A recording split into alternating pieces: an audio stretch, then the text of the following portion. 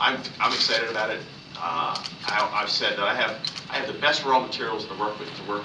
I have a great team of sommeliers. I have Pancho, your organization, behind this, and all I have to do is get up there and deliver my role, which should be easy with the raw materials I have. It's sort of like I know Francis Ford Coppola was here, and obviously he's an extraordinary man who's accomplished great, but I'm sure he would say that when he has an amazing cast of actors and actresses, his job is a lot easier.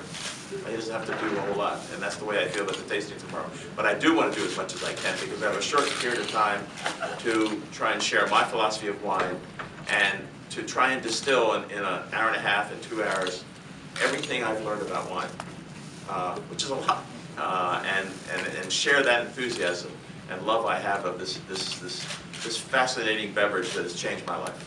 So anyhow, I guess we can take questions. Yeah. So, but thank you. Yeah.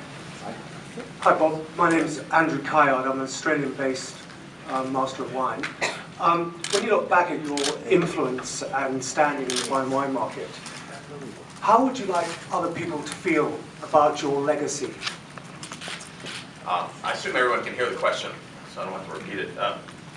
I think the legacy that I'm probably most proud of is that I brought a sense of democracy to a wine field that there had been no shortage of elitism, and I think too often the old world, meaning Italy, France, Spain, had their famous names, and often they made wines that didn't justify their reputation. And I think that my position was just taste the wine. And while sure, I'm interested in that they may have 200 years or 400 years of history behind this particular vineyard, it's really what they put in the bottle that is of interest to me. And I'm going to judge it by that, not by the price, not by its pedigree, not by its rarity. And I think that was a real revolution at the time, and not terribly. There's a lot of people that were not terribly fond of that, and I'm very proud of that. I mean, not everything that I've done has been good. I mean, certainly the obsession with points has caused prices to go up, and has caused certain things to happen in the marketplace that are not natural and are unhealthy.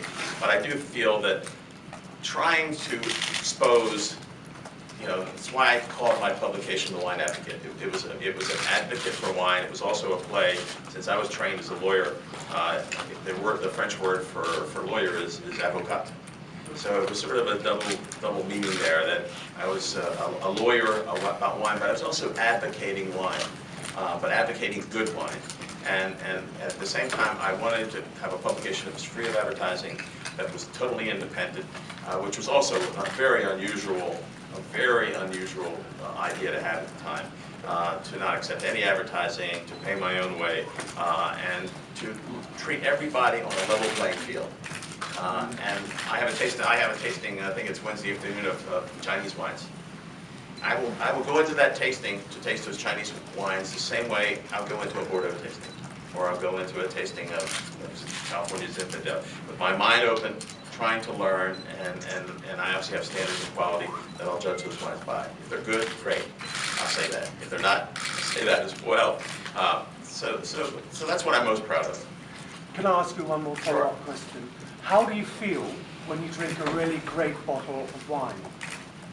Well, I think, to me, wine is emotional. And I think that wine is, I think you can make certain parallels. Wine, to me, is it's one of the things that is meant to please our senses. I mean, it's why we love music. It's why we love art. Why can you sit in front of a work of art and look at it for 15 or 20 minutes or longer and see different things? Same thing with a piece of music that you hear, at first maybe you don't really understand it. The second time, there are nuances and things that you didn't hear the first time. And I think wine is like that it reveals things. It's a living beverage, and it's meant to satisfy us. And I've always said that they're really the greatest wines in the world. The greatest wines that you will drink are wines that combine a sense of hedonism, that satisfy your sense of pleasure. But the truly profound wines also have to satisfy your intellectual curiosity and satisfaction, so that you have a wine that, on a level of pleasure, is very pleasurable. But it goes beyond that. There's a level of intellectual pleasure because it challenges you. It makes you come back to it. It makes you want to continue to examine it, and almost like an onion or an artichoke that just peel it back. There's more and more things there. And you see that in music, you see that in art, you certainly see that in wine. But there's nothing wrong. I don't want to sound like get into it being a wine snob. There's nothing wrong with a simple Muscadet from the Loire Valley in France that is a pure, simple, pleasurable wine, or a simple Beaujolais that has its own place as a wonderful beverage, a pleasure. I mean, last night when I got in off my plane, I went to the bar and had a beer. I didn't want anyone to see me have one, but so I mean, there's certain things that you want to drink. But wine to me is emotional. When people say, when I started my scoring system, which is basically a 50 to 100 point system, people said, isn't it wrong to give a 100-point score? To suggest that something can be perfect. And I understand that criticism. And I understand completely what they're saying. But if you look at it from my perspective, I'm saying that wine is this extraordinary beverage, this extraordinary emotion, and that if I believe it's the best wine of its type that I've tasted in my lifetime, I'm going to give it a perfect score. I realize by doing that, it's like generating levels of expectations for everyone that's going to buy that wine or taste that wine that may not be fulfilled. It's like reading a review of a restaurant saying this is the greatest Cantonese restaurant that's ever existed. Their shark fin soup or their smoked duck or whatever is the greatest that's ever been made. Your expectations are so high, even if it's really good, it may not meet what you had hoped it would meet. And so I know there's dangers with it, but I think scoring wine is a way for the author to communicate their view of where this wine stands vis-a-vis its peer group.